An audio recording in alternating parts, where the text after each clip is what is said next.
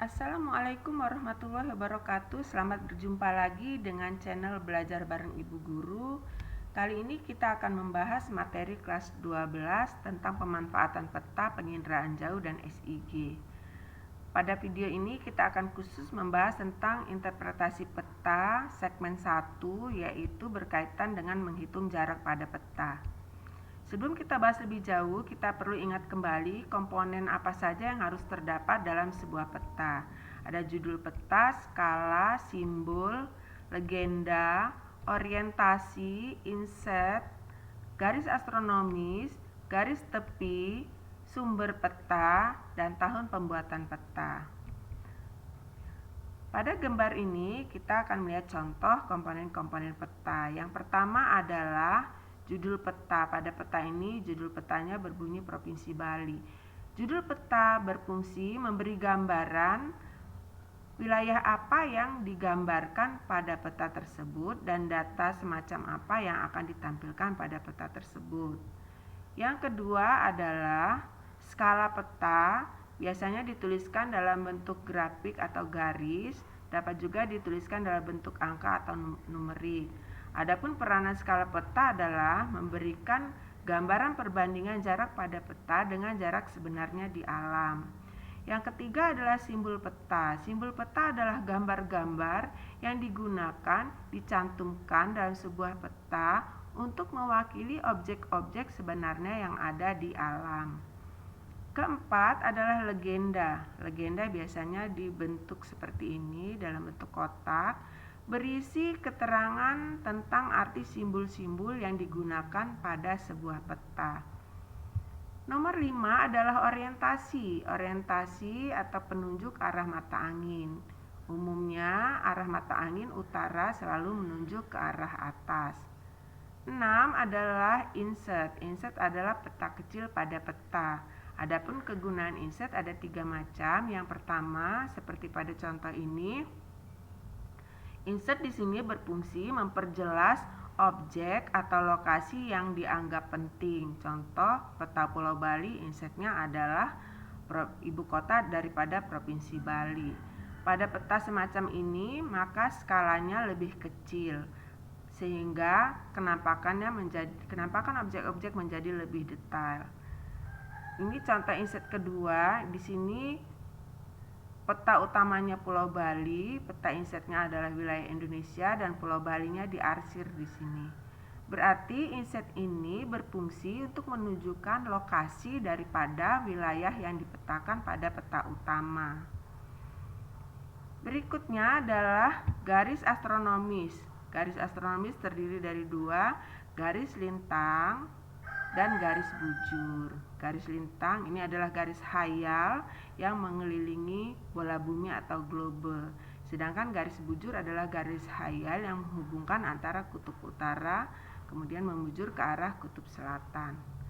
Selanjutnya adalah garis tepi. Garis tepi selain berfungsi untuk membatasi wilayah peta, tetapi juga berfungsi untuk memberi keindahan pada peta.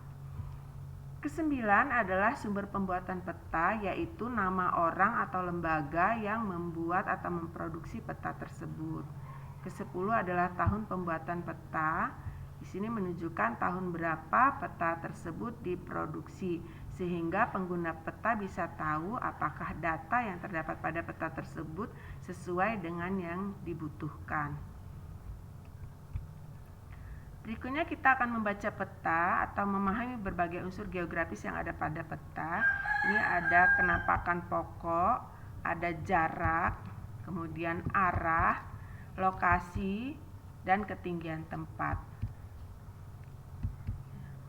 Pada peta berikut ini, kenampakan pokok apa saja yang dapat kita lihat?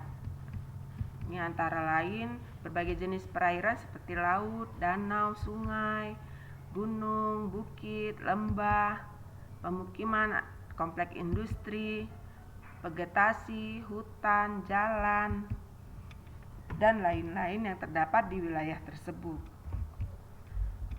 Berikutnya adalah menghitung jarak pada peta. Yang pertama, menghitung jarak garis lurus antara 2 titik. Seperti pada gambar, antara titik A dan titik B, kita akan mengukur berapa jarak sebenarnya di alam. Caranya, ukur jarak tersebut dengan penggaris, kalikan ukuran tersebut dengan skala. Contoh, ada gambar berapakah jarak sebenarnya kota A dan B di alam jika skala petanya adalah 1 berbanding 200.000. Kita akan coba menghitung. Ya. Langkah yang pertama adalah ukur jarak lurus antara titik A ke titik B pada peta. Nah, seperti ini. Misalkan diperoleh jaraknya adalah 6 cm. Maka kita lakukan langkah yang kedua, yaitu mengubah skala dalam satuan kilometer. Mengapa demikian? Karena jika tertulis skala 1/200.000, itu artinya 1 cm di peta berbanding dengan 200.000 cm di alam. Sedangkan kita akan menggunakan satuan kilometer, maka kita ubah dulu 200.000 cm-nya ini menjadi kilometer. Nah, perlu diketahui bahwa 1 kilometer sama dengan 100.000 cm. Maka kita hitung 200.000 dibagi dengan 100.000 diperoleh 2. Itu artinya 1 cm pada peta tersebut ini mewakili jarak 2 km di alam. Langkah yang ketiga adalah kalikan jarak titik A ke titik B dengan skala yang sudah diubah dalam satuan kilometer tadi. Nah, sebagai contoh, di soal kita peroleh jarak A ke B adalah 6 cm, maka 6 tadi kita kalikan dengan 2 km, diperoleh besaran jaraknya 12 km. Jadi jarak sebenarnya antara titik A dengan titik B di alam atau antara kota A dengan kota B di alam adalah 12 km.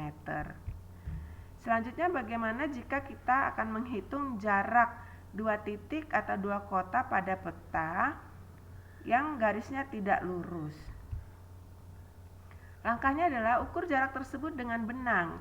Benang kita ikuti sesuai dengan lekuk-lekuk gambar garis yang ada pada peta tersebut.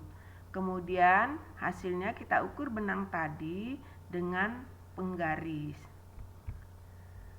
Selanjutnya kalikan ukuran tadi dengan skala yang sudah diubah ke dalam satuan kilometer.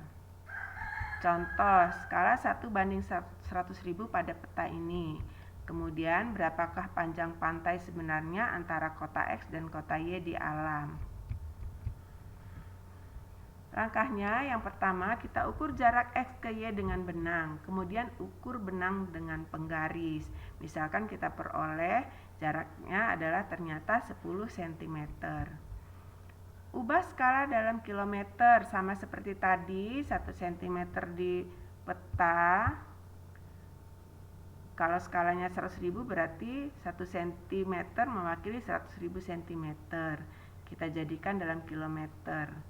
Ingat, 1 km sama dengan 100.000 cm. Jadi 100.000 kita bagi 100.000 sama dengan 1.